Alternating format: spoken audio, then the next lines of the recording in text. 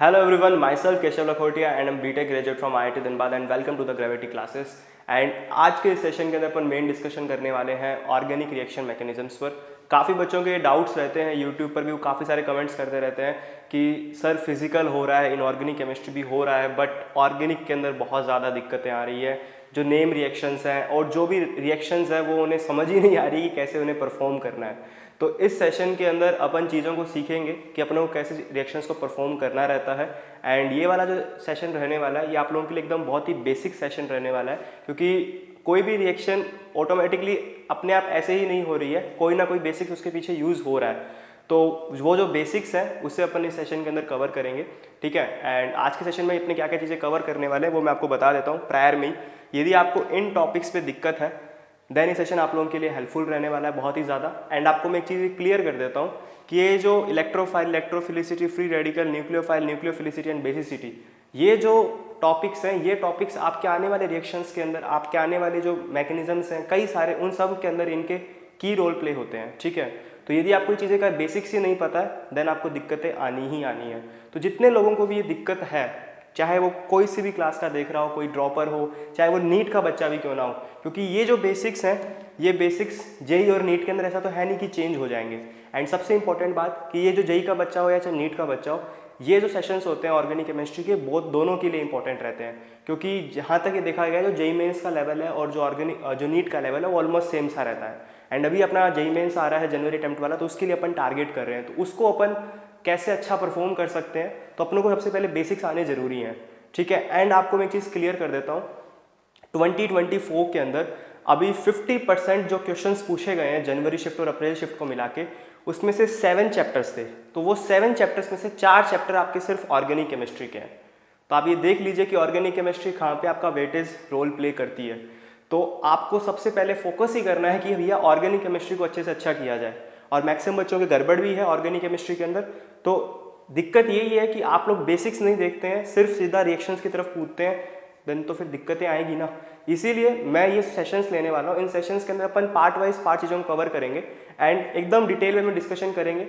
And साथ में अपने यहाँ पे ये भी नोटिस करेंगे कि जो आपके PYQ क्वेश्चंस हैं, आपके जो जेईई मेन के क्वेश्चंस, आपको मैं कुछ एग्जांपल्स के फॉर्म में दूंगा, कुछ आपको होमवर्क दे दूंगा एंड जिसको आपको आंसर कमेंट्स में बताना पड़ेगा। सो नाउ अपने बिना देरी करे सेशन को आगे कंटिन्यू करते हैं। एंड इस सेशन के अंदर अपन क्या क्या बातें करने वाले हैं आइए उस पर बात करते हैं, ठीक है। एंड सेशन में आगे बढ़ने से पहले, कंटिन्यूटी बनाने से पहले, अभी तक आपने वीडियो को लाइक नहीं किया तो लाइक कर दीजिए। एंड आप चैनल पर नए हो तो चैनल को सब्सक्राइब जरूर कर देना एंड बेल नोटिफिकेशन पे ऑल पे क्लिक कर देना। रीजन भी आपके पास ऐसी और लेटेस्ट वीडियोज आएगी जिससे आपको काफ़ी ज़्यादा हेल्प मिलेगी, ठीक है। सो नाउ आगे बढ़ते हैं। तो देखिए इस चैप्टर के अंदर जो आज के अपने सेशन में डिस्कशन करने वाले हैं वो ये टॉपिक्स हैं, electrophile, electrophilicity, free radical, nucleophile, nucleophilicity and basicity. इन सब के क्या रोल्स आते हैं आपके रिएक्शन के अंदर, अपन उन्हें डिस्कशन करेंगे।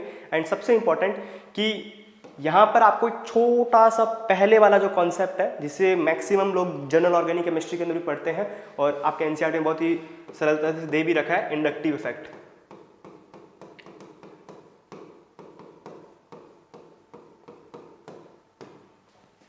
तो इंडक्टिव इफेक्ट हो गया, मेसोमेरिक इफेक्ट हो गया, हाइपर कंजुगेशन इफेक्ट हो गया। ये जो तीनों इफेक्ट्स आपको इनिशियल में पढ़ाए जाते हैं क्लास 11th के अंदर ही। यदि आपको चीज़ें नहीं पता है तो आप मुझे प्लीज़ कमेंट में बताना, अपन इस पर एक सेपरेट सेशन ले लेंगे ताकि आपको ये चीज़ें क्लियर कर दें। एंड इंडक्टिव इफेक्ट का रोल प्ले होगा हर रिएक्शन के अंदर, हर जगह इंडक्टिव इफेक्ट तो लगेगा ही लगेगा। कैसे लगाना है, क्या है, आइए जानते हैं सब कुछ एक एक करके। और मेसोमेरिक और हाइपर कंजुगेशन का कम रोल आता है, बट स्टिल इंडक्टिव का आपको हर जगह रोल दिखेगा। अब क्या है, कैसे करना है, इन सब के अंदर ये कैसे हेल्प करेंगे हमें, क्योंकि ये सारा कॉन्सेप्ट है बेसिक। ये सारा बेसिक सीखोगे देन आपको रिएक्शंस के अंदर बिलीव करना आपको बहुत ज़्यादा हेल्प मिलेगी। एक बार आप सारे बेसिक्स जान लो आपको बहुत ज़्यादा हेल्प मिलने वाली है, ठीक है।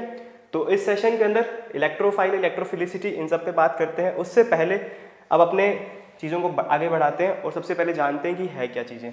तो बेसिक इंट्रोडक्शन है कि देखो कोई भी रिएक्टेंट होगा उसमें यदि आप कोई भी रिएजेंट डालते हो, जरूरी नहीं है कि सिर्फ रिएजेंट है, कभी कभी हाई टेम्परेचर, कभी कभी हाई प्रेशर, कभी कभी नॉर्मल कंडीशंस के अंदर भी क्या होता है, प्रोडक्ट बन जाता है ना। रिएक्टेंट है, रिएजेंट है एंड प्रोडक्ट है। इसके बारे में एक बेसिक आपने चीज जानी होगी कि रिएक्टेंट से प्रोडक्ट बनता है तो ड्यूरिंग द टाइम एक रिएक्शन इंटरमीडिएट बनता है, जिसे मैं R.I से बोल रहा हूँ। R.I। तो ड्यूरिंग द टाइम में रिएक्शन इंटरमीडिएट बनता है, सिंपल सा लॉजिक है। तो वो रिएक्शन इंटरमीडिएट आपको पता है कि कौन कौन से हो सकते हैं, या तो आपका कार्बोकैटायन हो सकता है, या आपका कार्बो एनाइन हो सकता है, या आपका कार्बन फ्री रेडिकल हो सकता है। जनरली अपने ये 3 देखे जाते हैं। अभी मैं इन तीनों पे आगे नहीं बढ़ रहा, अभी मैं इसके बारे में बात नहीं करने वाला। मैं बात करने वाला हूँ कि देखो ये जो रिएक्टेंट है, ये जो रिएजेंट है, तो ये रिएजेंट इस रिएक्टेंट पे रिएक्ट कर रहा है, हाँ या ना? तो ये किस तरीके से रिएक्ट कर रहा है, मतलब यहाँ पे आपके रिएजेंट कौन कौन से प्रकार के हो सकते हैं, इस पर अपने बात करने वाले हैं। ठीक है, तो यही अपना मेन की कॉन्सेप्ट है। तो यहाँ पे सबसे पहले अपने बात करते हैं रिएजेंट। तो जो हमारे रिएजेंट्स हैं जो हमें बहुत ही इंपॉर्टेंट रोल प्ले करेंगे, कौन कौन से जो आपके मेजरली यूज आते हैं, एक आता है आपका इलेक्ट्रोफाइल, एक आता है आपका फ्री रेडिकल, एक आता है आपका nucleophile. Electrophile, free radical and nucleophile. तो इलेक्ट्रोफाइल क्या है, फ्री रेडिकल क्या है, न्यूक्लियोफाइल क्या है, आइए इस पर एक एक करके अपन बात करते हैं। तो सबसे पहले अपन बात करते हैं इलेक्ट्रोफाइल। इलेक्ट्रोफाइल में क्या लिखा हुआ है कि they are electron deficient species. सबसे इंपॉर्टेंट बात यहीं पे की कॉन्सेप्ट खत्म हो गया अपना। अपनों को सबसे पहले यही देखना है, electron deficient species, they have tendency to accept electron. ये और इंपॉर्टेंट वर्ड है, they have tendency to accept electron. यदि आपको ये 2 चीजें अच्छे से पता है देन आपका काम बन गया। इलेक्ट्रोफाइल कौन है, जिनके पास इलेक्ट्रॉन्स की कमी है। ठीक है, इलेक्ट्रॉन डेफिशिएंट स्पीसीज, सबसे बेस्ट एग्जांपल कार्बोकैटायन। कार्बोकैटायन, उसके पास इलेक्ट्रॉन्स की कमी होती है। कार्बोकैटायन ऐसा होता है, याद है सभी को, इसमें 6 इलेक्ट्रॉन होते हैं वैलेंस शेल में। तो सबसे बेस्ट एग्जांपल हो गया कार्बोकैटायन। इलेक्ट्रॉन डेफिशिएंट जितनी भी स्पीसीज है, जिनके पास इलेक्ट्रॉन की कमी है, उनका सबसे पहला रोल यही होता है कि वो इलेक्ट्रॉन्स को एक्सेप्ट करे और अपने ऑक्टेट को पूरा करे, क्योंकि उससे वो स्टेबल हो जाएंगे।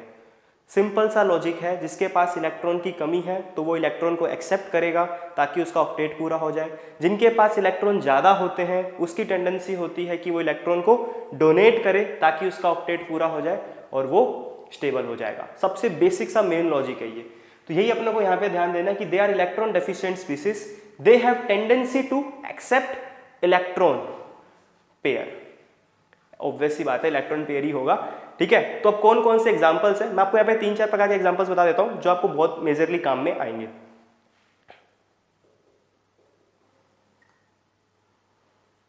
तो सबसे पहले अपन यदि बात करें एग्जांपल्स में, तो जनरली जो पॉजिटिव चार्ज वाले हैं, जनरली जो पॉजिटिव चार्ज स्पीसीज है,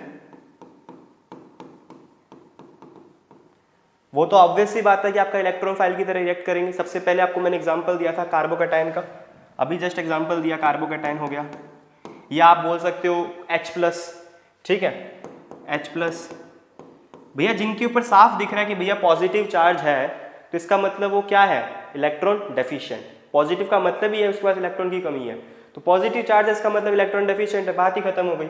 और भी बहुत सारे ले सकते हो, जो जो एग्जाम्पल के तौर पर आप लिख लो, चाहे F+ लिख लो, Cl+ लिख लो, Br+ लिख लो, I+ लिख लो, और भी बहुत सारे। ठीक है, ये तो वो कंपाउंड्स हो गए जो आपके पॉजिटिव चार्ज वाले हैं।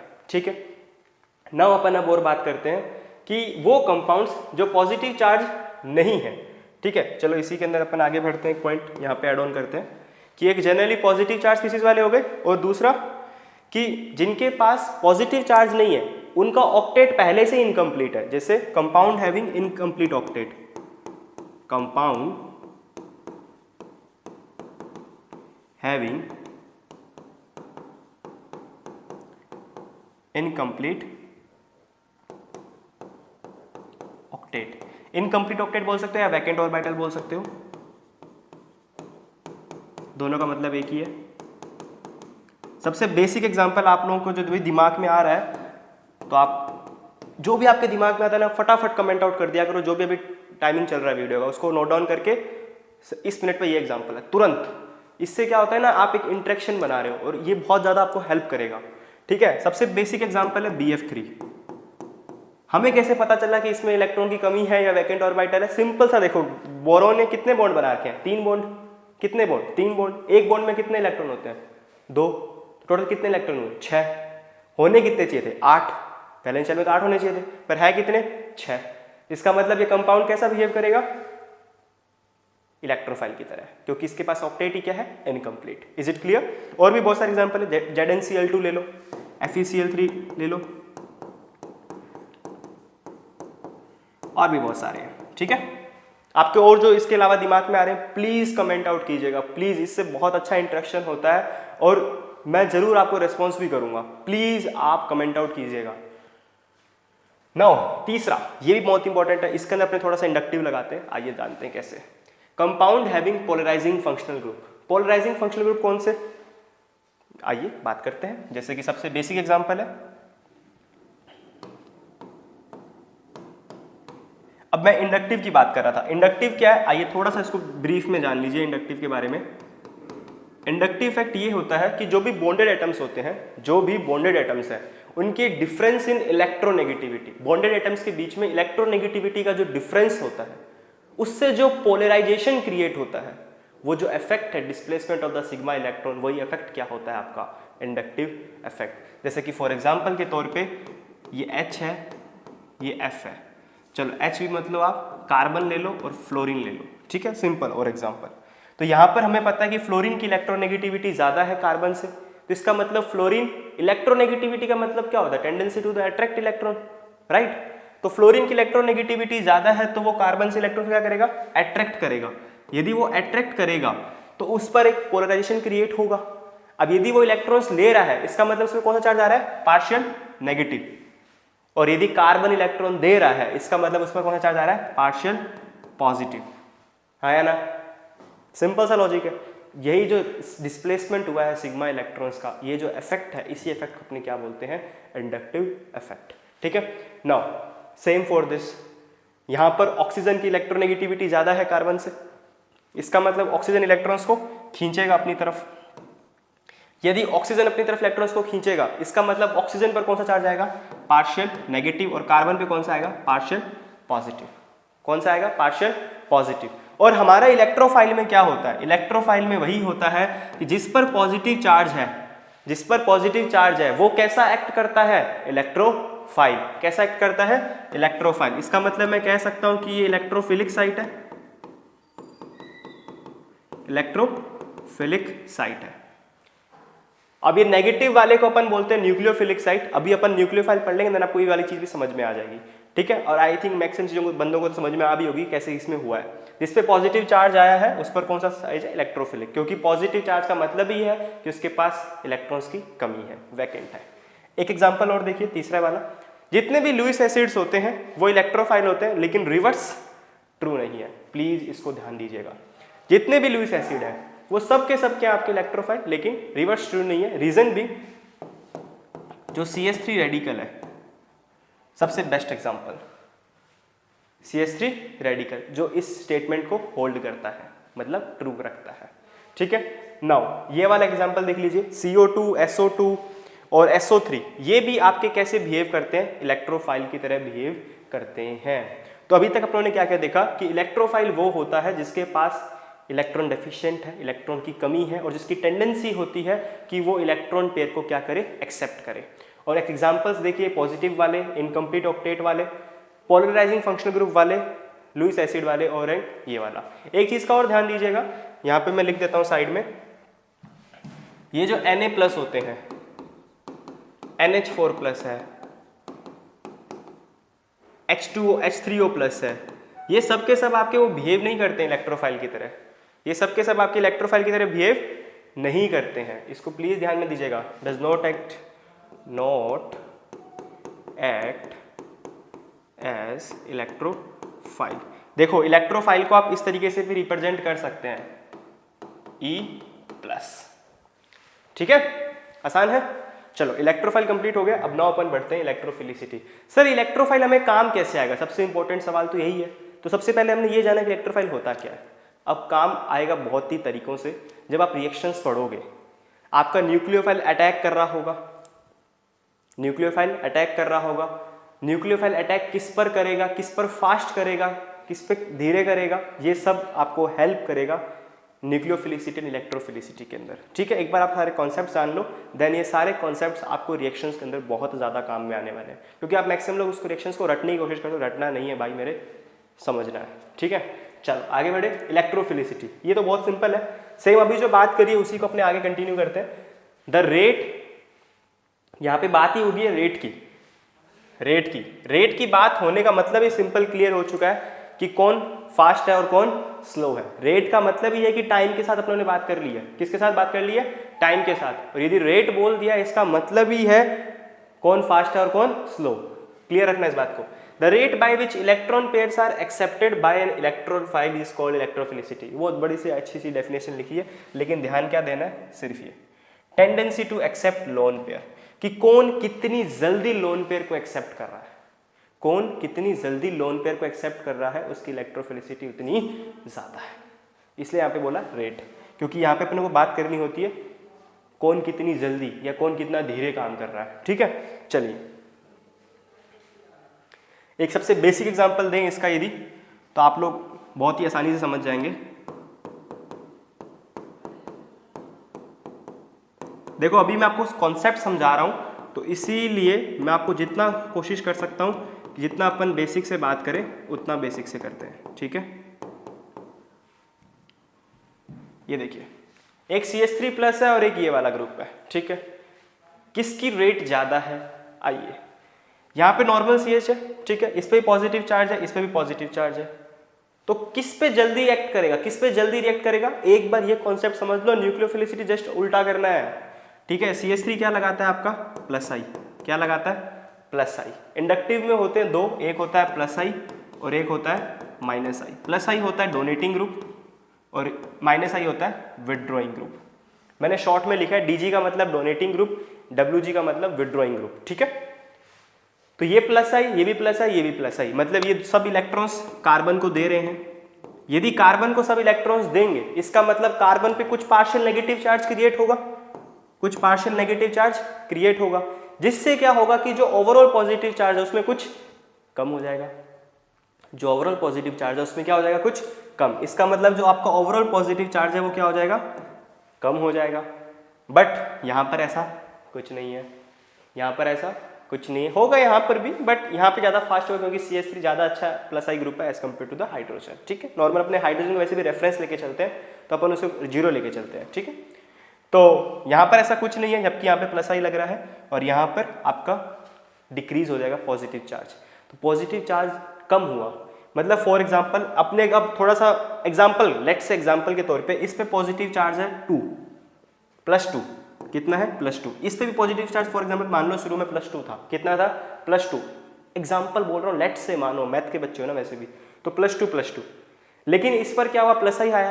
प्लस आई आने से हुआ क्या कि इसका जो नेगेटिव चार्ज इस पर कार्बन पे क्रिएट हुआ, नेगेटिव चार्ज यदि कार्बन पे क्रिएट होगा, जिससे होगा क्या कि इस पे जो ओवरऑल पॉजिटिव चार्ज है वो क्या हो जाएगा? कम। मतलब +2 से फॉर एग्जाम्पल हो सकता है कि 1.8 हो जाए। कितना हो जाए? 1.8। या हो सकता है 1.5 हो जाए। ठीक है, हो सकता है या तो 1.5 हो जाए, कितना भी हो, लेकिन इससे तो क्या हो गया? कम हो गया ना, भले 0.1 क्यों ना हो, इससे तो कम हो गया।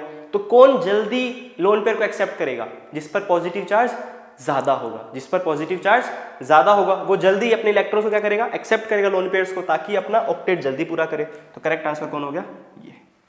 करेक्ट आंसर कौन हो गया? ये। मतलब हम यहाँ पर ये कह सकते हैं कि जो हमारा इलेक्ट्रोफिलिसिटी होता है वो डायरेक्टली प्रोपोर्शनल होता है -I और -M, क्योंकि ये दोनों ही ग्रुप कौन से होते हैं? विदड्रॉइंग होते हैं। दोनों ही ग्रुप कौन से होते हैं? विदड्रॉइंग होते हैं। या मैं ये भी कह सकता हूं कि इनवर्सली प्रोपोर्शनल होता है +I और इनवर्सली प्रोपोर्शनल होता है +M। आसान है, एक बार क्लियर कर लो इसको, एक बार देख के। कोई डाउट यदि आपको आता है तो प्लीज जो वीडियो का टाइमलाइन है उसको नोट डाउन करके अपना डाउट प्लीज बताइएगा, मैं आपको जरूर रेस्पॉन्स करूंगा। एक सवाल कर लेते हैं बेसिक सा, ताकि आपको थोड़ा सा कॉन्सेप्ट, थोड़ा सा क्लैरिटी और आ जाए। ठीक है, तो ये कंपेयर करके बताना कि किसका इलेक्ट्रोफिलिसिटी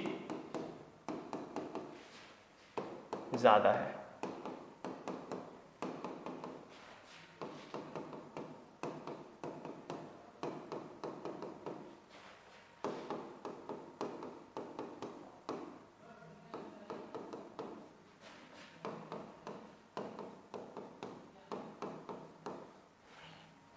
आपको ये कंपेयर करना है कि किसका इलेक्ट्रोफिलिसिटी ज्यादा है और किसका कम है। तो यहां पर अपने को ऑब्वियस सी बात है, इलेक्ट्रोफिलिसिटी में सब पे क्या होगा, यहाँ पे पार्शियल नेगेटिव, यहाँ पर पार्शियल पॉजिटिव चार्ज क्रिएट होगा, यहाँ पे पार्शियल पॉजिटिव, यहाँ पार्शियल नेगेटिव, यहाँ पार्शियल पॉजिटिव, यहाँ पार्शियल नेगेटिव, सेम सब पे ऐसा क्यों हुआ, रीजन क्या है, इंडक्टिव इफेक्ट। सी और ओ के बीच में क्या लग रहा है, इंडक्टिव लग रहा है, ठीक है। अब पार्शियल पॉजिटिव चार्ज कौन बढ़ा रहा है और कौन कम कर रहा है, हमने भी जाना कि इलेक्ट्रोफिलिसिटी डायरेक्टली प्रोपोर्शनल होता है माइनस आई और माइनस एन के। यहाँ पर ये वाला ग्रुप क्या लगा रहा है आपका, प्लस आई लगा रहा है, ये वाला ग्रुप और ये वाला ग्रुप दोनों ही क्या लगा रहे हैं, प्लस आई लगा रहे हैं। ये वाला ग्रुप आपका प्लस एम लगा रहा है, ये वाला ग्रुप आपका यहाँ पे प्लस आई लगा रहा है, और यहाँ पे ये दोनों ही ग्रुप क्या लगा रहे हैं आपके, प्लस एम लगा रहे हैं। इसका मतलब करेक्ट आंसर क्या हो जाएगा, जो आपको एकदम ही क्लियर है,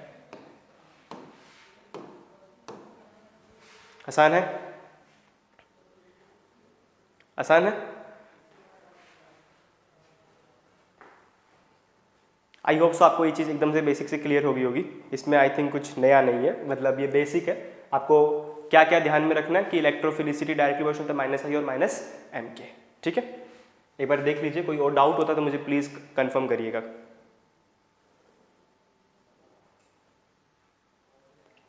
नाउ अपन आगे मूव ऑन करते हैं और बात करते हैं न्यूक्लियोफाइल पे। न्यूक्लियोफाइल, देखो न्यूक्लियोफाइल के अंदर अपनों को याद रखना है अटैकिंग का, किसका, अटैक का, प्लीज ध्यान दीजिएगा, अटैक।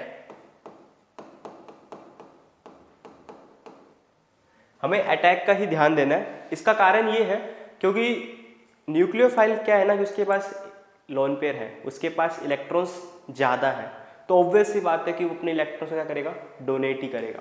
यदि वो डोनेट कर रहा है अपने इलेक्ट्रॉन्स को, तो उस केस में हमेशा वो क्या करेगा, अटैक ही करेगा, ठीक है। इलेक्ट्रॉन रिच स्पीसीज, सबसे इंपॉर्टेंट बात यहाँ पे क्लियर हो गई है, रिच मतलब इसके पास इलेक्ट्रॉन्स क्या है, ज्यादा है, which have at least one pair of electron is called nucleophile. It attack eight electron deficient centre.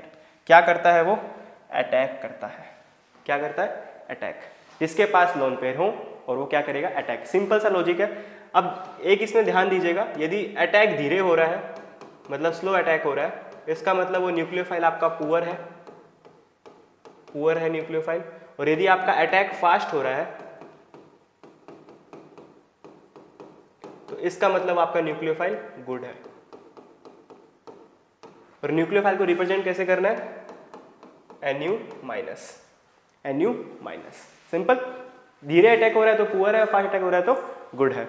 चलिए बात करते हैं कुछ एग्जांपल्स पे। सबसे पहला एग्जांपल है जनरली नेगेटिव चार्ज वाले। कौन से वाले, नेगेटिव चार्ज स्पीसीज, इनके पास एक एक लोन पेयर हो। सबसे बेसिक एग्जांपल है H माइनस, CH3 माइनस या X माइनस। X माइनस में आपके सारे हेलोजेंस आ गए, फ्लोरीन आ गया, क्लोरीन आ गया, ब्रोमीन आ गया और आयोडीन आ गया, ठीक है। और भी एग्जांपल ले सकते हैं, ठीक है। ये कुछ एग्जांपल्स हो गए। Cn माइनस हो गया, Cn माइनस हो गया, NO2 माइनस हो गया। ये सब वो एग्जांपल्स है जो आपके आने वाले समय में काम भी आएंगे, थोड़ी ही देर में आने वाले हैं काम, ठीक है। तो ये सब कुछ एग्जांपल्स हो गए। नाउ अपन और आगे बढ़े। Neutral molecule having lone pair, जो न्यूट्रल है लेकिन उनके पास क्या है, लोन पेयर। तो जैसे एग्जांपल के तौर पे NH3, मतलब नेगेटिव चार्ज नहीं है बट एक्स्ट्रा लोन पेयर है। इसका मतलब वो कैसा बिहेव करेगा आपका, न्यूक्लियोफाइल। और एग्जांपल ले सकते हो RNH2, ये 1 डिग्री वाला, ये 2 डिग्री वाला भी ले सकते हैं आप।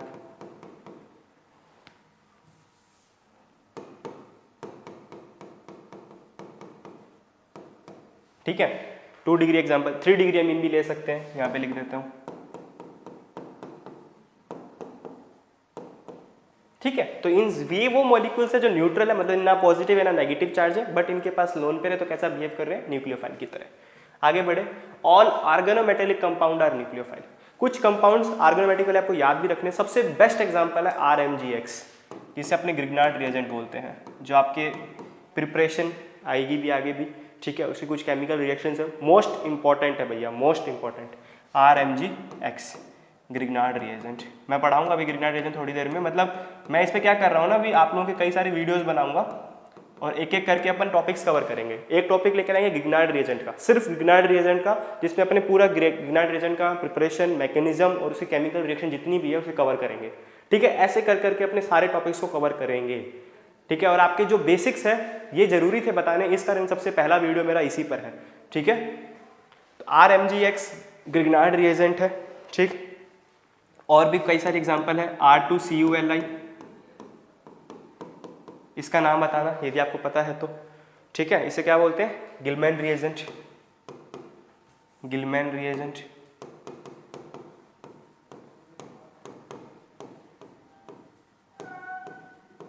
एक आपका रिएजेंट काम में आता है फ्रैंकलैंड, फ्रैंकलैंड रिएजेंट R2Zn।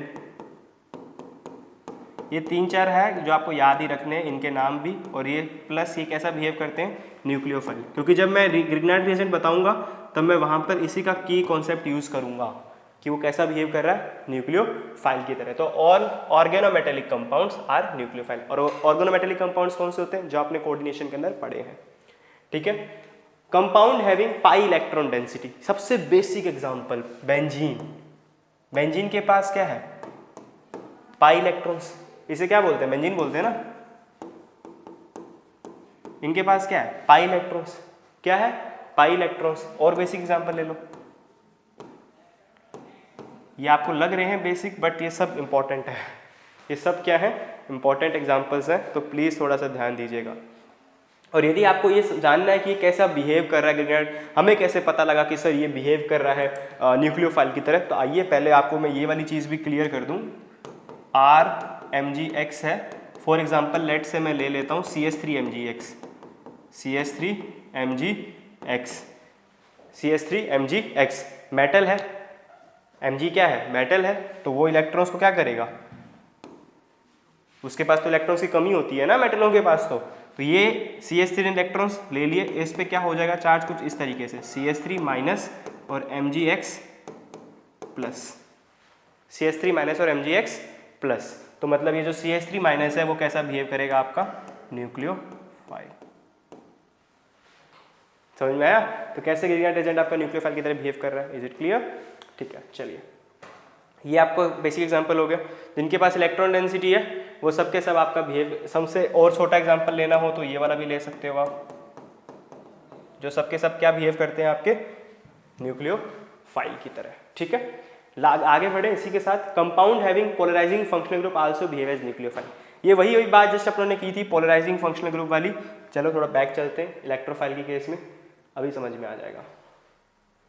ये देखिए किधर गया, हाँ ये रहा। तो compound having polarising functional group वाली बात अभी डिस्कस हुई थी।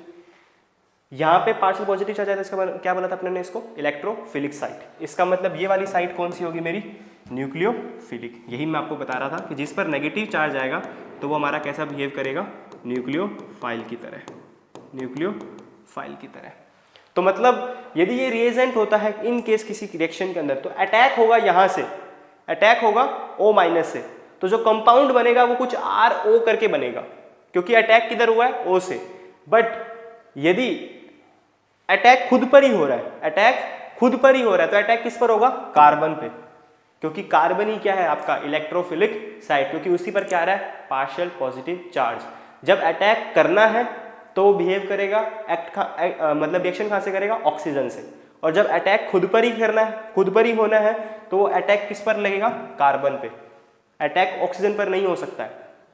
ऑक्सीजन अटैक करेगा क्योंकि वो न्यूक्लियोफिलिक साइट है, लेकिन कार्बन अटैक नहीं कर सकता। कार्बन अटैक अपने ऊपर लेगा क्योंकि वो इलेक्ट्रोफिलिक साइट है। Is it clear? Most important, ठीक है। इसका यूज भी आएगा आगे। चले अब बात करते हैं एम्बिडेंट न्यूक्लियोफाइल। वो कौन से होते हैं? बहुत बेसिक है। न्यूक्लियोफिलिक, ये आपने अपने कोऑर्डिनेशन के अंदर भी पढ़ा होगा। सर आप तो हर को बेसिक बेसिक ही बोल रहे हो, तो यार ये मतलब बेसिक चीज़ें हैं जो आपको बहुत काम में आने वाले सभी रिएक्शंस के अंदर, ठीक है। Ambient nucleophile, nucleophile which has more than one nucleophilic site, more than one nucleophilic site.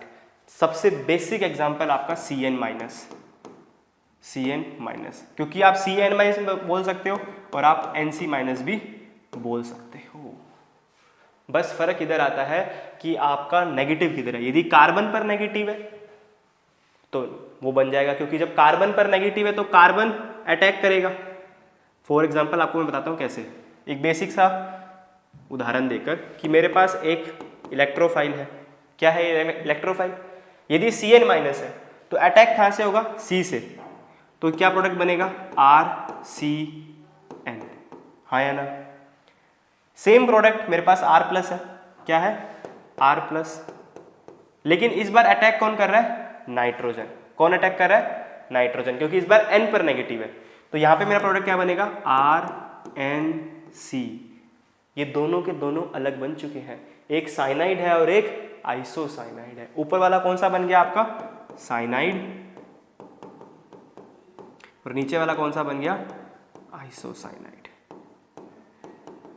तो समझ में आया यहाँ पे एम्बिडेंट न्यूक्लियोफाइल कैसे अलग अलग तरीके से बिहेव कर सकते हैं, क्योंकि एक आपका साइनाइड की तरह बिहेव करेगा और एक आपका आइसोसाइनाइड की तरह बिहेव करेगा। ठीक है, तो प्लीज इसको थोड़ा सा ध्यान दीजिएगा, ये इंपॉर्टेंट है। ठीक, और भी बहुत सारे एग्जांपल ले सकते हो, NO2 माइनस का ले सकते हो आप, वो भी NO2 माइनस हो सकता है, या एक तो N से एक्ट हो रहा है, एक ऑक्सीजन से हो जाएगा तो ONO बन जाएगा। ठीक है, एक आप HCN ले सकते हो, HCN माइनस, एक बार S से अटैक हो जाएगा, एक बार C से अटैक हो जाएगा, एक बार N से अटैक हो जाएगा। तो ऐसे कई सारे और भी हैं, तो इसको मैं यहाँ पे मैनी अदर आपको मैंने बेसिक एग्जाम्पल लगा दी, ये आपके काम भी आने वाला आगे, ये भी आगे रिएक्शन आएगी, इस पर अपन बात भी करेंगे और पेपर में बहुत फेवरेट है ये। ठीक है, तो वहाँ पर अपन यही बात करेंगे कि अटैक किधर से हो रहा है, तो वहाँ पर मैं जिक्र करूँगा एम्बिडेंट न्यूक्लियोफाइल का, और यदि नहीं पता है तो फिर ठन गोपाल है ना। चले आगे बढ़े, फ्री रेडिकल। न्यूक्लियोफिलिसिटी वाला बचा है पार्ट, अभी अपने डिस्कस करते हैं, पहले फ्री रेडिकल देख लेते हैं क्योंकि ये छोटा सा है, क्योंकि फ्री रेडिकल को अपन डिटेल में कवर करेंगे।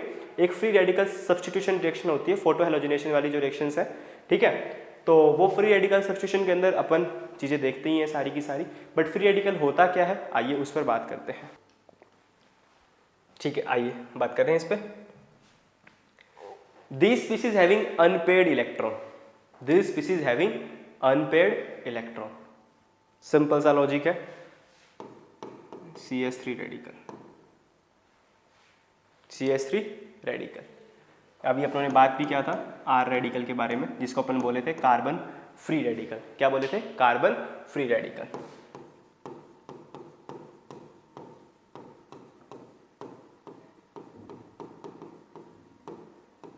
ठीक है, तो जो CH3 रेडिकल हो गया, और भी बहुत सारे एग्जांपल ले सकते हो। X रेडिकल जो आपका काम भी आने वाला है आने वाली फ्री रेडिकल सब्स्टिट्यूशन रिएक्शन के अंदर, ये कहाँ पे काम आएगा आपका, फ्री रेडिकल सब्स्टिट्यूशन रिएक्शन।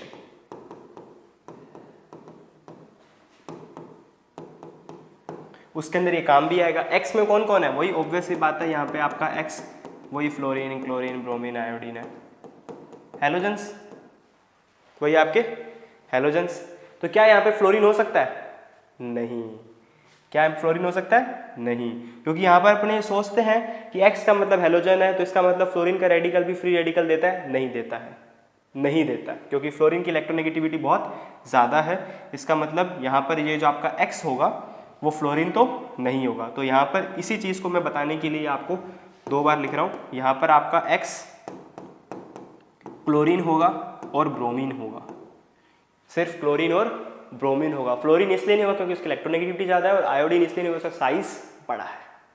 ठीक है, तो क्लोरीन और ब्रोमीन ही होता है जो आपका आगे हेल्प करेगा फोटो हेलोजिनेशन में। ठीक है, चलिए, आई थिंक फ्री रेडिकल के लिए इतना इंपॉर्टेंट बहुत है, ये अभी आपको बस इतना जान रहा था कि अनपेयर्ड इलेक्ट्रॉन होने चाहिए। ठीक है, बाकी इसमें डिटेल में जब फ्री रेडिकल के बारे में बातें करेंगे, फ्री रेडिकल सब्स्टिट्यूशन के बारे में, तब इसको वैसे भी ये चीज़ वापस बतानी रहेगी, और साथ में उसके जब रिएक्शंस करेंगे तो चीज़ें कवर हो जाएगी। फ्री रेडिकल का इतना सीन नहीं था, अब सीन आता है न्यूक्लियोफिलिसिटी का। तो अभी तक अपनों ने क्या क्या जान लिया है, इलेक्ट्रोफाइल जान लिया, इलेक्ट्रोफिलिसिटी जान लिया, फ्री रेडिकल जान लिया, न्यूक्लियोफाइल जान लिया, और अब अपने बात करने वाले हैं न्यूक्लियोफिलिसिटी पर। आइए बात करते हैं। द रेट, सेम वही बात, यहाँ पे भी अपने किसकी बात कर रहे हैं, रेट की, मतलब वही टाइमिंग वाली बात होने वाली है। Tendency to donate lone pair, वहाँ पे एक्सेप्ट कर रहे थे, यहाँ पे डोनेट। मैंने आपको बोला भी था जिसके पास इलेक्ट्रॉन्स की कमी है तो वो क्या करेगा, एक्सेप्ट करेगा, जिनके पास इलेक्ट्रॉन ज़्यादा है तो वो इलेक्ट्रॉन को डोनेट करेगा। तो tendency to donate. Electrophilicity and nucleophilicity both are kinetic properties. अब ये काइनेटिक प्रॉपर्टीज क्या बोला है, इसके बारे में आपको थोड़ी ही देर में बताने वाला हूँ। काइनेटिक क्यों बोला मैंने, क्योंकि यहाँ पे मैंने बात किया रेट का, कि कौन कितनी जल्दी रिएक्शन कर रहा है, कौन कितना धीरे रिएक्शन कर रहा है। इस कारण काइनेटिक है, क्योंकि आपने पूरा केमिकल काइनेटिक्स में वैसे भी देखा था, रेट ऑफ रिएक्शन यही सभी तो पढ़ते हो, first order, zero order, second order, third order, ठीक है। तो ये आपका काइनेटिक प्रॉपर्टीज में आता है। और एक आगे आएगा बेसिसिटी। क्या आएगा? बेसिसिटी, वो आपका थर्मोडायनेमिकली होता है, ठीक है। आइए उस पर बात करेंगे थोड़ी देर में, पहले इस पे बात करते हैं,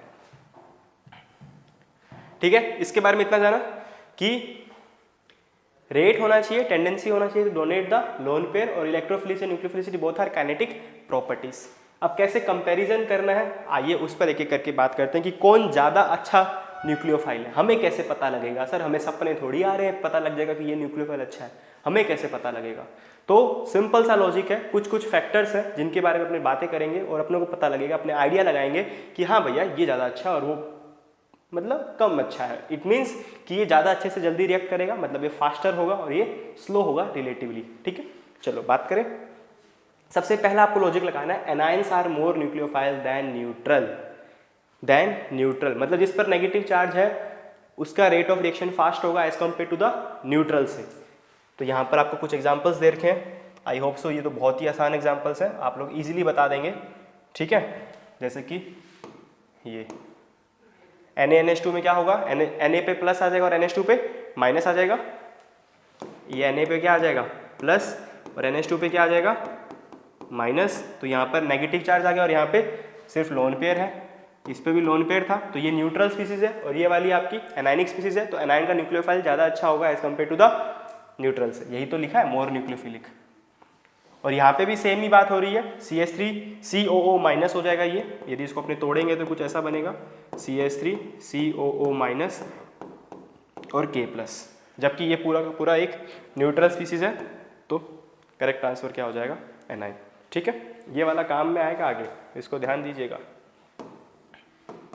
इसको याद नहीं रखना है, बस मैक्सिमम बच्चों की दिक्कत है वो याद रख लेते हैं। अरे याद क्या रखना है, सिंपल सा लॉजिक लगाना है, एनाइन का निकलो ज़्यादा अच्छा होगा, बस इतना याद रखना है, बस एनाइन ज़्यादा अच्छा है न्यूट्रल से, बस इतना याद रखना है। आगे बढ़ते हैं, इलेक्ट्रॉनिक इफेक्ट। वहाँ पे इलेक्ट्रॉनिक इफेक्ट में क्या था, डायरेक्टली प्रोपोर्शनल टू -I और -M। क्यों? क्योंकि -I और -M इलेक्ट्रॉन्स को विड्रॉ करेंगे, यदि वो विड्रॉ करेंगे तो ज़्यादा पॉजिटिव चार्ज क्रिएट होगा कार्बन पर, ज़्यादा पॉजिटिव चार्ज क्रिएट होगा तो उसकी टेंडेंसी होगी जो इलेक्ट्रॉन पेयर को एक्सेप्ट करने की वो ज़्यादा हो जाएगी। इसका मतलब यहाँ पर उल्टा करना है, क्योंकि यहाँ पर हमें नेगेटिव चार्ज क्रिएट करना है। तो नेगेटिव चार्ज कैसे क्रिएट करोगे, तो directly proportional two electron releasing group, क्योंकि वही आपको इलेक्ट्रॉन क्या करते हैं, डोनेट करते हैं। तो यहाँ पे मैं लिख सकता हूँ directly proportional to +I +M, और इन्वर्सली वाला यहाँ लिख देता हूँ -I और -M, ठीक है। सिंपल सा लॉजिक है, यहाँ डायरेक्टली लिख दो +I और +M, क्योंकि both are electron releasing group. तो अपने ये भी लिख सकते हैं इलेक्ट्रॉन रिलीजिंग ग्रुप, मतलब डायरेक्टली प्रोपोर्शनल टू अपने हाइपर कंजुगेशन के बारे में बात कर सकते हैं। तो यहाँ पे NO2 ग्रुप कौन सा लगा रहा है, ये NO2 माइनस ग्रुप कौन सा लगाता है, NO2 माइनस कौन सा लगाएगा, -M और -I, लेकिन डोमिनेट कौन करता है, -M। कौन करता है, -M। यहाँ पे क्लोरीन क्या लगाता है, -I और -M या +M, लेकिन डोमिनेट कौन करता है, -I। क्या डोमिनेट करता है, -I। ये एक्सेप्शन था, याद होना चाहिए।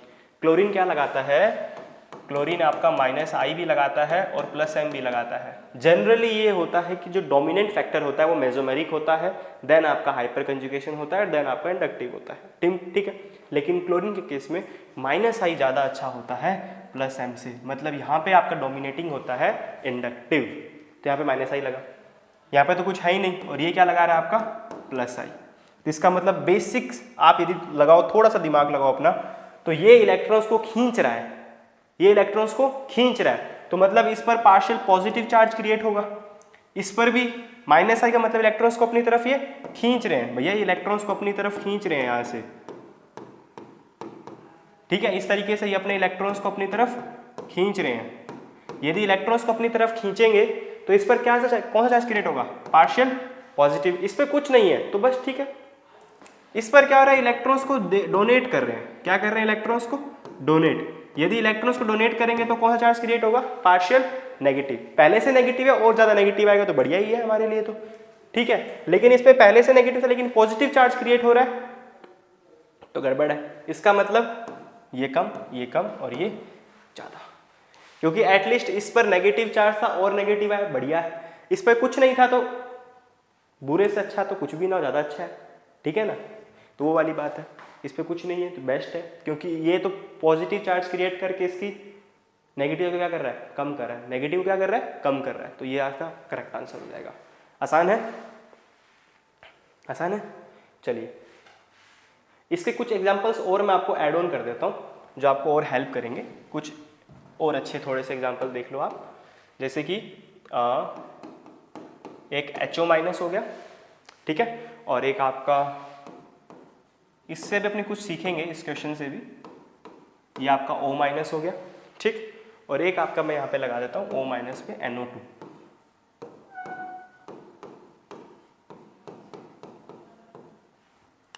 तो बताइए आपका क्या करेक्ट आंसर है, एक बार अपने बताइए जरूर, उसके बाद अपन बात करते हैं, ठीक है। क्या कंपेयर कर रहे हैं, न्यूक्लियोफिलिसिटी, ठीक। तो यहाँ पर NO2 है, ये ऑब्वियस सी बात है, हमारा -M लगा रहा है, क्या लगा रहा है, -M। यहाँ पे ये NO2 माइनस था, इस माइनस को हटा दीजिएगा, ठीक है, NO2 ही था यहाँ पे, माइनस गलती से आ गया।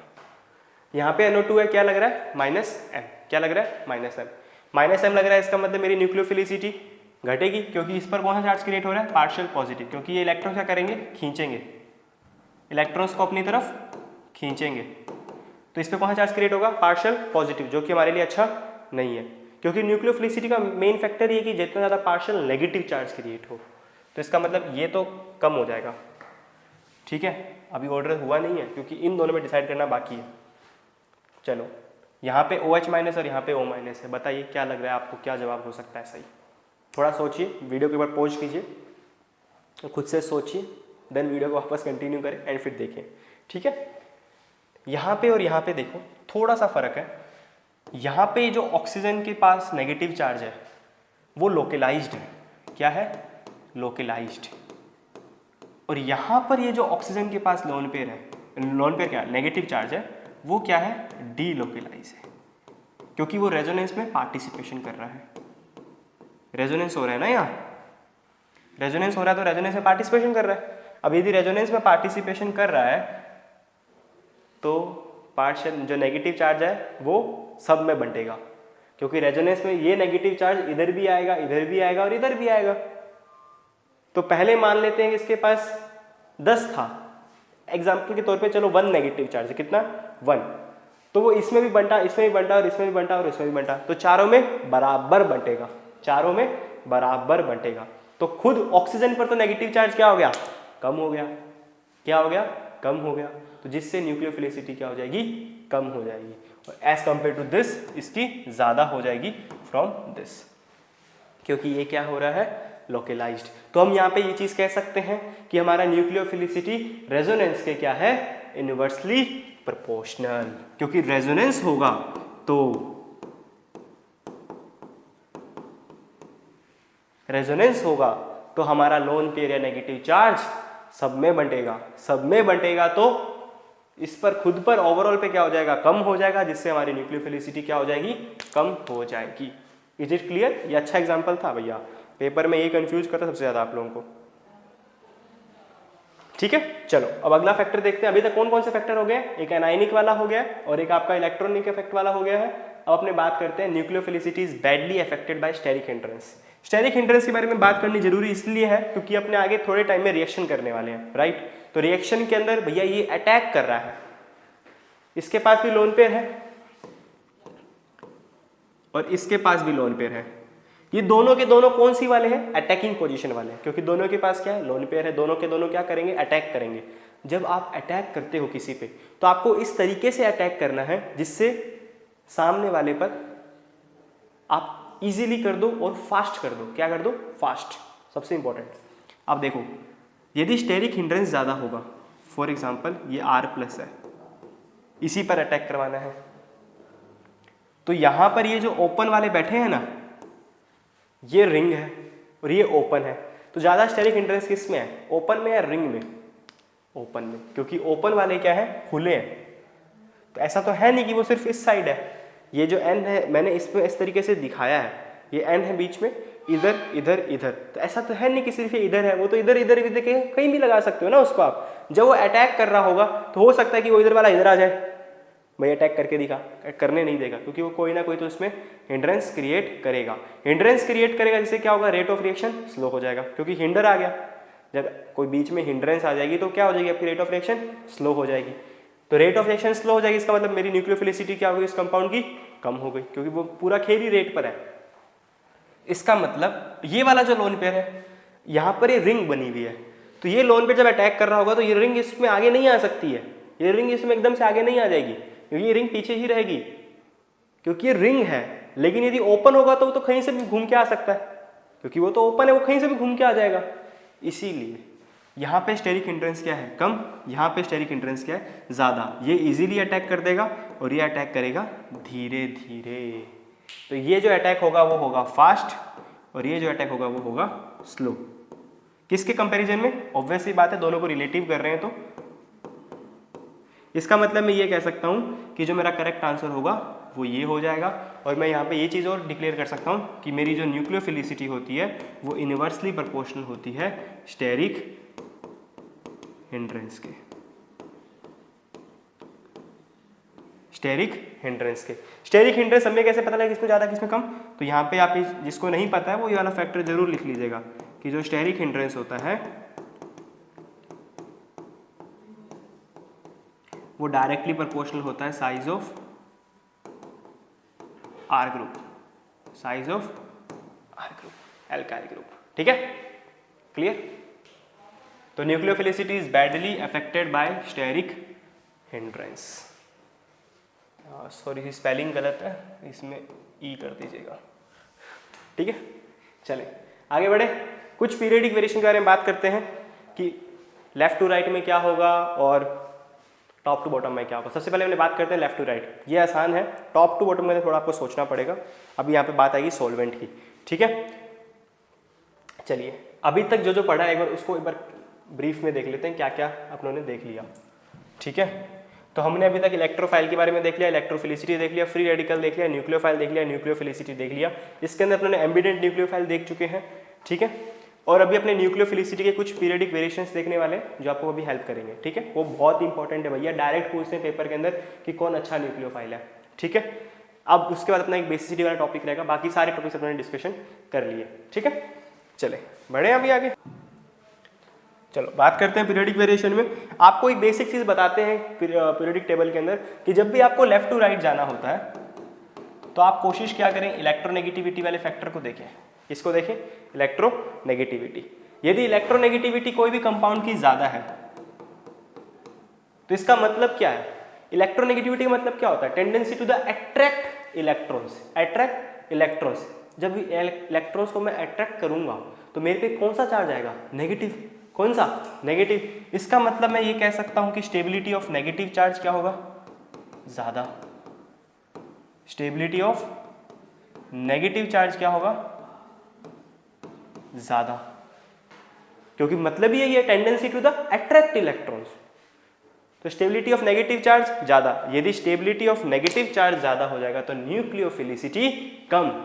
सर ये कैसे, हम तो यही तो कह रहे थे कि नेगेटिव चार्ज ज्यादा होगा तो न्यूक्लियोफिलिसिटी अच्छा। प्लीज ध्यान दीजिए, स्टेबिलिटी, जब उस कंपाउंड पर नेगेटिव चार्ज ज्यादा स्टेबल है, जब उस कंपाउंड पर नेगेटिव चार्ज अपनी स्टेबिलिटी को बढ़ा रहा है, उसकी स्टेबिलिटी को बढ़ा रहा है, तो क्या वो नेगेटिव चार्ज पार्टिसिपेट करेगा रिएक्शन के अंदर अच्छे से, नहीं, क्योंकि उसकी स्टेबिलिटी तो बढ़ गई। समझ में आया कॉन्सेप्ट। यहाँ इलेक्ट्रोनेगेटिविटी के बढ़ने से नेगेटिव चार्ज की स्टेबिलिटी बढ़ती है। सर अभी तक अपने यही तो बात कर रहे थे कि जिस पे नेगेटिव चार्ज ज्यादा होगा उसकी स्टेबिलिटी ज्यादा होगी, न्यूक्लियोफिलिसिटी अच्छी होगी।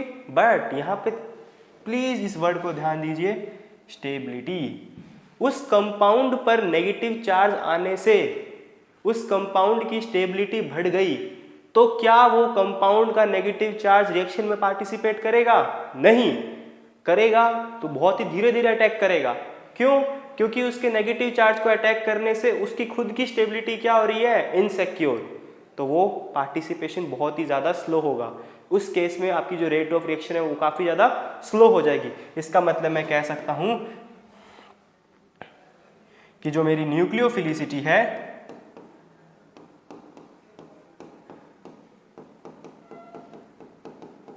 वो क्या हो जाएगी, डिक्रीज हो जाएगी। क्या हो जाएगी, डिक्रीज हो जाएगी। इसका मतलब मैं इसको साधारण भाषा में बोलूं तो मेरा न्यूक्लियोफिलिसिटी पीरियडिक वेरिएशन में क्या होगा, इनवर्सली प्रोपोर्शनल टू इलेक्ट्रोनेगेटिविटी। जिसकी इलेक्ट्रोनेगेटिविटी ज़्यादा उसका न्यूक्लियोफिलिसिटी कम। सबसे बेस्ट एग्जांपल देखिए, यहाँ पे C पर है, यहाँ पे N, यहाँ पे O, यहाँ पे F। तो हमें पता है कि फ्लोरीन की इलेक्ट्रोनेगेटिविटी ज़्यादा होती है, तो इसका मतलब इसका न्यूक्लियोफिलिसिटी सबसे कम हो जाएगा, सबसे कम हो जाएगा। ठीक है, यहाँ पर silicon, phosphorus, sulphur, chlorine, same वही कॉन्सेप्ट यहाँ पे भी अपनों को अप्लाई करना है। यहाँ पर भी लोन पेयर है, यहाँ पे भी लोन पेयर है, दोनों के दोनों न्यूट्रल हैं। जब दोनों के दोनों न्यूट्रल है तो कैसे बताया करें, यहाँ पर N होगा, यहाँ पे ऑक्सीजन होगा, किसकी इलेक्ट्रोनेगेटिविटी ज़्यादा है, ऑक्सीजन की ज़्यादा है। इसका मतलब उसका न्यूक्लियोफिलिसिटी क्या हो जाएगा, कम हो जाएगा। क्या समझ में आया, फिर से सुनिएगा कि जिसकी इलेक्ट्रोनेगेटिविटी ज़्यादा है उस कंपाउंड पर नेगेटिव चार्ज की स्टेबिलिटी ज़्यादा है। जिस कंपाउंड पर नेगेटिव चार्ज की स्टेबिलिटी ज़्यादा होती है वो कंपाउंड आसानी से रिएक्ट किसी से नहीं करेगा। क्यों नहीं करेगा, क्योंकि उससे उसकी स्टेबिलिटी इनसिक्योर हो जाएगी। स्टेबिलिटी इनसिक्योर होगी तो रिएक्शन अच्छे से करेगा नहीं, रिएक्शन अच्छे से करेगा नहीं तो रिएक्शन स्लो हो जाएगी, और यदि रिएक्शन स्लो हो गई तो इसका मतलब न्यूक्लियोफिलिसिटी क्या है, स्लो है। क्योंकि न्यूक्लियोफिलिसिटी का मतलब ही है रेट, कौन कितना जल्दी कर रहा है, कौन कितना धीरे कर रहा है। ठीक है, आगे बढ़े, इस पर और इस पर बात करते हैं। इस पर नेगेटिव, इस पर नेगेटिव। अब देख लो, आई थिंक अब ये खुद से कर लीजिएगा। ठीक है, कैसे पता करोगे इन सब की, इसका हाइब्रिडेशन चेक करो। एक आपका sp3 है और एक आपका sp2 है, तो किसकी इलेक्ट्रोनेगेटिविटी ज़्यादा होती है, sp2 की। ये वाला sp2 है, ये वाला sp3 है, तो इलेक्ट्रोनेगेटिविटी किसकी ज़्यादा होती है, जिसका परसेंटेज ऑफ s करेक्टर ज़्यादा होता है, मतलब sp ज़्यादा होता है देन sp2 और sp3। ये आपका इलेक्ट्रोनेगेटिविटी का ऑर्डर है। किसका है ऑर्डर, इलेक्ट्रोनेगेटिविटी का, क्योंकि परसेंटेज ऑफ s करेक्टर। तो करेक्ट आंसर क्या हो जाएगा, ये। जिसके इलेक्ट्रोनेगेटिविटी ज़्यादा उसका न्यूक्लियोफिलिसिटी कम। ये वाला एग्जांपल है, ये खुद से कर लीजिएगा। ठीक है, होमवर्क। आगे बढ़े, चले इन्हें ग्रुप के बारे में बात करते हैं। ग्रुप में यहाँ पर आपको दो चीज़ों का जानना जरूरी है, सॉल्वेंट। क्या, सॉल्वेंट। सॉल्वेंट क्यों, आइए बात करते हैं उस पर। देखो, कायदे से हमें ये लगता है कि इसका एक्सपेक्टेड ऑर्डर क्या होना चाहिए, कि भैया फ्लोरीन ज़्यादा होना चाहिए क्योंकि उसका साइज़ बड़ा है। साइज़ बड़ा है तो डोनेट नहीं कर पाएगा, ये आसानी से डोनेट कर देगा। तो हमें ऐसा लगता है कि एक्सपेक्टेड ऑर्डर हमारा ये होता है कि ये ज़्यादा, ये फिर देन ये, बट ऐसा नहीं है। क्यों, क्योंकि यहाँ पर ग्रुप के अंदर अपने बात करते हैं सॉल्वेंट की। किसकी, सॉल्वेंट की। अब सॉल्वेंट क्या है उस पर अपन अभी बात करेंगे, सॉल्वेंट के बारे में। ठीक है, बट आप यहाँ पे बात दिमाग में रखिएगा, जब भी आपसे न्यूक्लियोफिलिसिटी पूछा और वो भी ग्रुप में है, यदि आपको सॉल्वेंट गिवन नहीं है देन आपको मान के चलना है कि वो पोलर प्रोटिक सॉल्वेंट है। मान के क्या चलना है, पोलर प्रोटिक सॉल्वेंट है।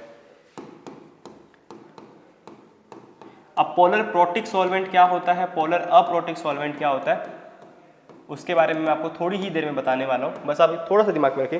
पोलर प्रोटिक से पानी, क्या हो गया, पानी।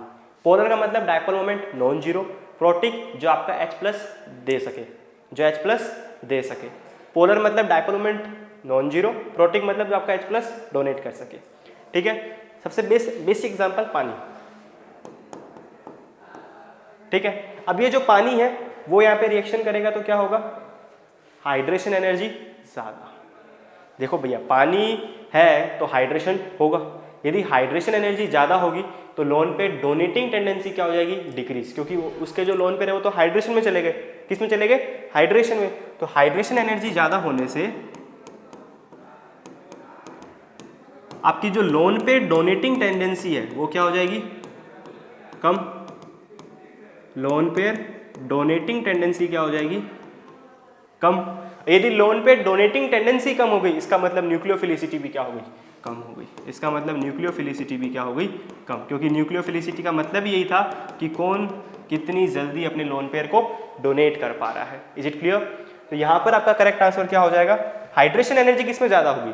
पहले तो सिंपल सा लॉजिक है, तो जिसका साइज ज़्यादा होगा, जिसका साइज कम होगा, जिसका साइज कम होगा, जिसका साइज कम होगा तो वो इजीली पानी के साथ रिएक्ट करके अपना एक अच्छा मॉलिक्यूल बना लेगा, उसमें उसकी हाइड्रेशन एनर्जी क्या होगी, ज़्यादा। हाइड्रेशन किसमें ज़्यादा होगा, जिसका छोटा मॉलिक्यूल होगा। तो मतलब करेक्ट आंसर क्या होगा, करेक्ट आंसर क्या होगा, हाइड्रेशन का। तो हाइड्रेशन का करेक्ट आंसर होगा, यहाँ पे लिख देता हूँ मैं, हाइड्रेशन। हाइड्रेशन का करेक्ट आंसर होगा fluorine minus, then Cl minus, then Br minus और देन I माइनस। कैसे पता किया, जिसका साइज क्या होगा, छोटा, मतलब मैं ये कह सकता हूँ small in size, small in size. जिसका साइज छोटा होगा उसका हाइड्रेशन ज़्यादा होगा, ठीक है। तो ये आपका हाइड्रेशन का आंसर हुआ। तो फिर न्यूक्लियोफिलिसिटी का आंसर क्या होगा, जस्ट उल्टा, जस्ट उल्टा। पर ये किस में होता है, पोलर प्रोटिक। जब क्वेश्चन में कुछ नहीं गिवन है तो आपको मान के चलना कि वो पोलर प्रोटिक है। बट क्वेश्चन में गिवन हो गया, क्वेश्चन में यदि गिवन हो गया कि पोलर अप्रोटिक है, नॉन पोलर सॉल्वेंट है, देन कैसे करते हैं, बात करते हैं उस पर। उससे पहले अपन ये देखते हैं, in case of polar protic solvent on moving top to bottom in a particular group, nucleophilicity increases due to solvation. क्या होता है ये, सॉल्वेशन।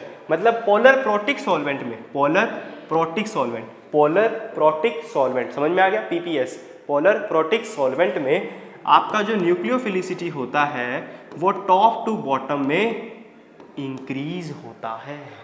क्या होता है, इंक्रीज। ये वाले खुद के लिए एग्जांपल है, कर लीजिएगा, सिंपल है, क्योंकि ये टॉप बॉटम में आता है, ये वाला बॉटम में आएगा, ये वाला बॉटम में, तो करेक्ट आंसर हो गया, ये आसान है, ठीक है। अब बात करते हैं अप्रोटिक। ये पेपर का क्वेश्चन है, ये क्वेश्चन एग्जाम का है। देखिए, compare nucleophilicity of the ion in non polar या पोलर अप्रोटिक सॉल्वेंट। अब नॉन पोलर मतलब डायपोल मोमेंट इन जीरो है, ठीक है। पोलर अप्रोटिक मतलब डायपोल मोमेंट तो नॉन जीरो है, बट वो H प्लस डोनेट नहीं कर पा रहा। कौन कौन से होते हैं बताता हूँ थोड़ी देर में, रुको आप। तो उसमें कैसे पता करते हैं, उसमें होता है साइज का फैक्टर। क्या होता है, साइज। क्योंकि भैया पानी ही नहीं है तो हाइड्रेशन कैसे होगा, हाइड्रेशन सोल्वेशन कैसे होगा। और ये सारा जो ऑर्डर था वो चेंज क्यों हुआ था, हाइड्रेशन और सोल्वेशन के कारण ही तो हुआ था। जब पानी ही नहीं है तो हाइड्रेशन ही नहीं होगा, तो सोल्वेशन की तो बात ही नहीं आती। इसका मतलब यहां पर अपने हाइड्रेशन का तो कॉन्सेप्ट नहीं लगाएंगे। तो कॉन्सेप्ट किसका आता है यहाँ पे, साइज का। तो size of ion, size of ion, और ये क्या होता है, इनवर्सली प्रोपोर्शनल टू न्यूक्लियोफिलिसिटी। क्यों, क्योंकि size of ion directly proportional हो जाता है स्टेबिलिटी, इसके स्टेबिलिटी के। क्योंकि नेगेटिव चार्ज कोशिश ये करता है कि जो जितना बड़ा मॉलिक्यूल है उस पर आ जाए, क्योंकि यदि छोटा मॉलिक्यूल है उस पर नेगेटिव चार्ज है। इसका मतलब आप थोड़ा सा समझिएगा, अभी समझ में आ जाएगा। जैसे फ्लोरीन है, फ्लोरीन छोटा सा मॉलिक्यूल है, यदि आप उस पर F माइनस लगाते हो तो होगा क्या, उसके पास इलेक्ट्रॉन्स आए हैं, पहले से ही उसके पास इलेक्ट्रॉन्स इतने सारे थे वैलेंस शेल में, ऊपर से वो छोटा, ऊपर से आपने और इलेक्ट्रॉन उसको दे दिए, तो वहां पर होगा इलेक्ट्रॉन इलेक्ट्रॉन रिपल्शन, जिसके कारण गड़बड़ क्रिएट, इसके कारण वो ढंग से रह नहीं पाएगा। जब वो रह नहीं पाएगा तो उस केस में क्या होगा कि आपका फ्लोरीन माइनस कम स्टेबल होगा। फ्लोरीन माइनस यदि कम स्टेबल होगा तो न्यूक्लियोफिलिसिटी ज्यादा, ठीक है। तो इसका मतलब हमें ये दिमाग में रखना है कि जिसका आयन का साइज बड़ा होगा तो स्टेबिलिटी ज्यादा होगी, और स्टेबिलिटी यदि ज्यादा होगी तो न्यूक्लियोफिलिसिटी कम, क्योंकि जब उस पे नेगेटिव चार्ज पहले से ही स्टेबल है तो वो रिएक्शन में जाएगा ही नहीं पार्टिसिपेट करने। यदि वो जा भी रहा है तो बहुत ही धीरे रेट से जाएगा। उस केस में अपन क्या बोलेंगे कि आपका न्यूक्लियोफिलिसिटी क्या हो गया, कम। मतलब करेक्ट आंसर क्या हो जाएगा, ये। समझ में आया। तो पोलर प्रोटिक के अंदर आपको दिमाग लगाना होता है हाइड्रेशन का कॉन्सेप्ट, और पोलर अप्रोटिक और नॉन पोलर में लगाना होता है आपको साइज का कॉन्सेप्ट। इसको प्लीज नोट डाउन कर लो अच्छे से, ये बहुत इंपॉर्टेंट है, ठीक है। चले अब अपने बात करते हैं कि सॉल्वेंट और क्या है, ठीक है। सॉल्वेंट अभी बस बात करते थे। सॉल्वेंट दो प्रकार के हैं, एक नॉन पोलर और एक पोलर। नॉन पोलर मतलब आपका डायपोल मोमेंट जीरो है, इसमें डायपोल मोमेंट आपका नॉन जीरो है। पोलर के अंदर आते हैं दो, पोलर प्रोटिक और पोलर अप्रोटिक। पोलर अप्रोटिक जो आपके H प्लस नहीं दे पाते, और पोलर प्रोटिक जो आपके H प्लस दे पाते हैं, which can give H plus, ठीक है। नाउ पोलर प्रोटिक सॉल्वेंट कौन कौन से जो आपको दिमाग में रखने हैं, ध्यान में रखने हैं, ये कुछ है जो आपको दिमाग में रखने ही है। ये कौन से होते हैं? Polar protic. ये है कुछ नॉन पोलर सॉल्वेंट। कौन है? नॉन पोलर सॉल्वेंट, जिनका डायपोल मोमेंट क्या है? 0। ये है कुछ पोलर अप्रोटिक सॉल्वेंट। कौन है? Polar aprotic solvent. ठीक है, ये है आपका डाइमिथाइल सल्फोक्साइड, जिसे अपन बोलते हैं DMSO। डाइमिथाइल सल्फोक्साइड क्या बोलते हैं? DMSO। इसका नाम है डाइमिथाइल फॉर्माइड, इसे अपने बोलते हैं DMF। क्या बोलते हैं? DMF, dimethyl formamide. ठीक है, ये तो बेसिक है, एसीटोन है। ठीक है, तो ये सिंपल हो गए। इनका जरूर दिमाग में रखना है DMSO और DMF, क्योंकि ये डायरेक्ट है ना, लिख के दे देते हैं। और ये तो आप एसीटोन है, ये तो पता ही होगा आपको, इसमें तो कुछ बातें बताने की है ही नहीं। ठीक है, तो ये कुछ सॉल्वेंट हैं जो आपको याद रखने हैं कि ये होते हैं, इसमें कुछ अब है नहीं हाथ पे। ठीक है, इसमें आपको दिमाग में रखना है कि ये भैया कौन होते हैं? Polar aprotic, polar aprotic. ठीक है, तो यहाँ तक अपनों ने चीज़ें कवर कर ली। नाउ अपन अब बात करते हैं बेसिसिटी। किस पे बात करते हैं? बेसिसिटी। तो बेसिसिटी में सबसे पहले अपन बात करेंगे न्यूक्लियोफिलिसिटी। किस पर? न्यूक्लियोफिलिसिटी।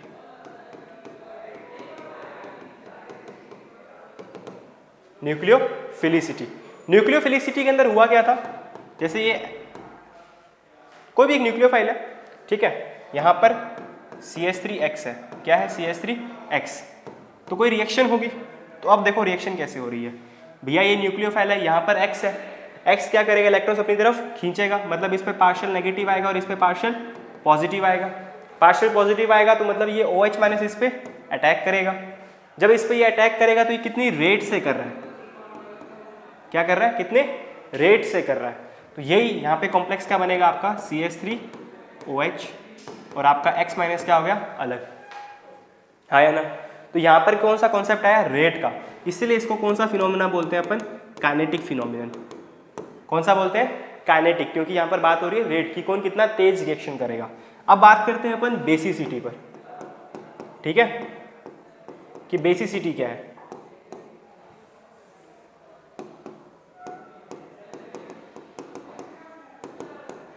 तो बेसिसिटी में सिंपल सा एग्जांपल इसका भी ले लेते हैं, आपको समझ में आ जाए।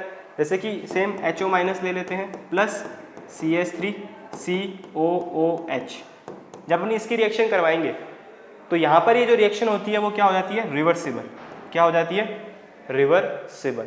रिवर्सिबल होने से हुआ क्या? एक आपका एसिड है और एक आपका बेस है, तो यहाँ पर बना साल्ट प्लस वाटर। एक आपका एसिड है और ये क्या है? आपका बेस। ये बेस हुआ और ये क्या हुआ? एसिड। तो यहाँ पर क्या हुआ? Salt plus water. तो ये जो फिनोमिनन है, ये कौन सा फिनोमिना होता है आपका? थर्मोडायनेमिक।